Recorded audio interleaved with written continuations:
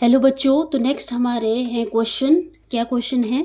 The interaction energy of London forces is 6 power of the distance between the two interacting particles but there magnitude depends upon. ठीक है, जैसे London forces के बारे में मैंने बताया था आपको, ये क्या है, हमारे सिमेट्रिकल मॉलिक्यूल्स होते हैं। जैसे हम हीलियम का केस लिया था हमने, हीलियम, और यहाँ पे क्या होता है, ये यहाँ पे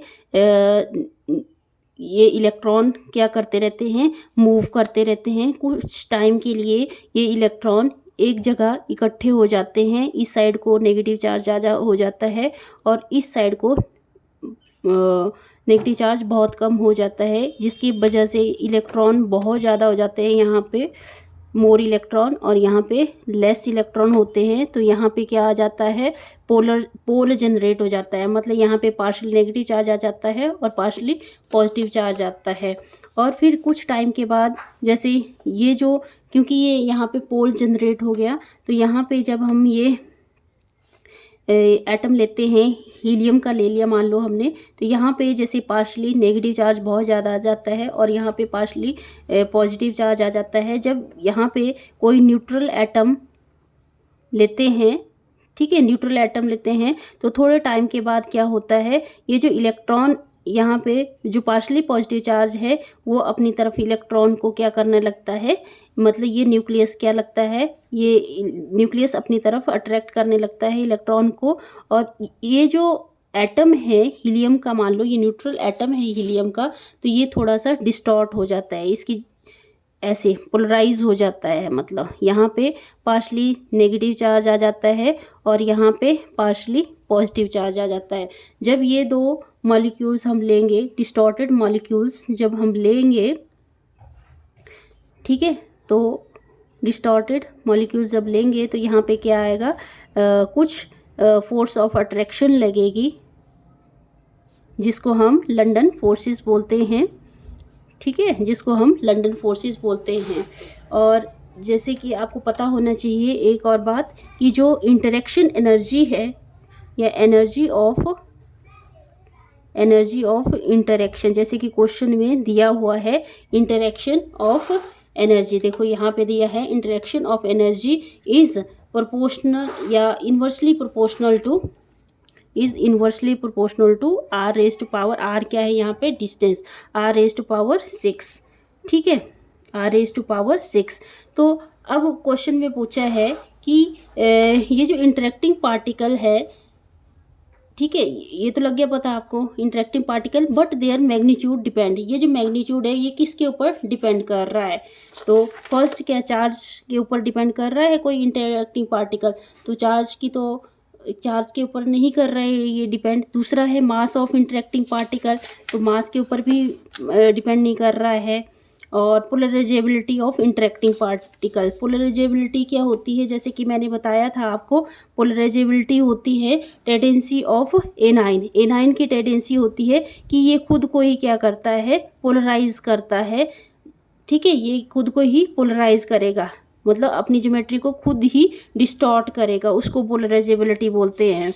तो यहाँ पे बोला है कि पोलराइजेबिलिटी ऑफ इंटरेक्टिंग पार्टिकल, तो यहाँ पे क्या बन रहा है, जो पोलराइजेबिलिटी है इंटरेक्टिंग पार्टिकल उसके ऊपर डिपेंड कर रहा है ये।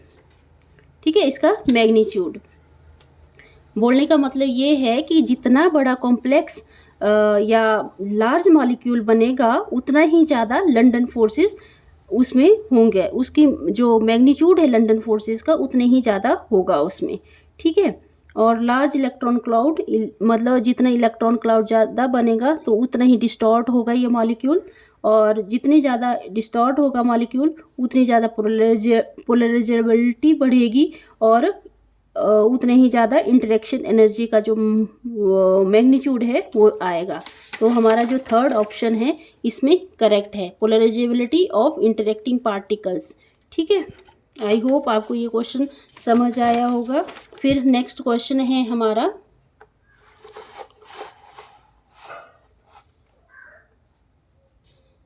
नेक्स्ट क्वेश्चन है the dipole forces act between the molecules possessing permanent dipole end of the dipole possess partially charged is तो जैसे कि हमें पता है डाइपोल डाइपोल जो फोर्सेस है वो किसके बीच में बनती हैं, डाइपोल से ही पता लग रहा है, दो पोल के बीच में जो फोर्सेस बनती हैं। मान लो हमारे पास एक वाटर मॉलिक्यूल है, ठीक है, वाटर मॉलिक्यूल की शेप आपको अब पता होनी चाहिए, ठीक है।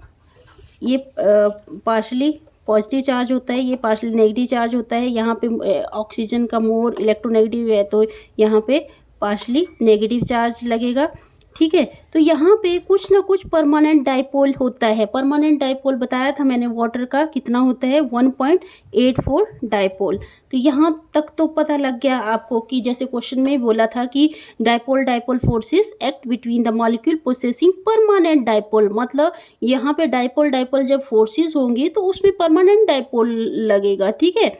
तो end of the dipole possess partially charge, जैसे मैंने ये वाटर मॉलिक्यूल की शेप बनाई तो मैंने बताया इसमें कि ये पार्शली पॉजिटिव चार्ज बन रहा है और ये पार्शली नेगेटिव चार्ज बन रहा है।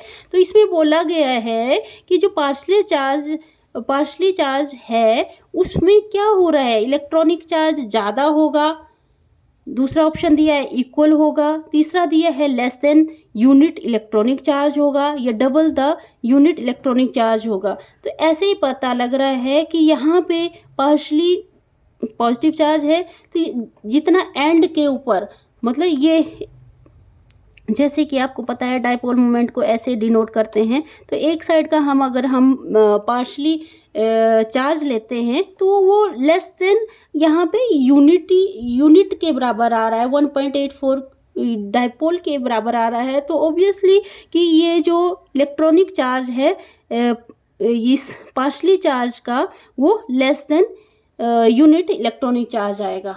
ओके, आई होप ये क्वेश्चन आपको समझ आया होगा। समझ आया तो प्लीज़ वीडियो को लाइक करें, शेयर करें, सब्सक्राइब करें चैनल को। Thank you.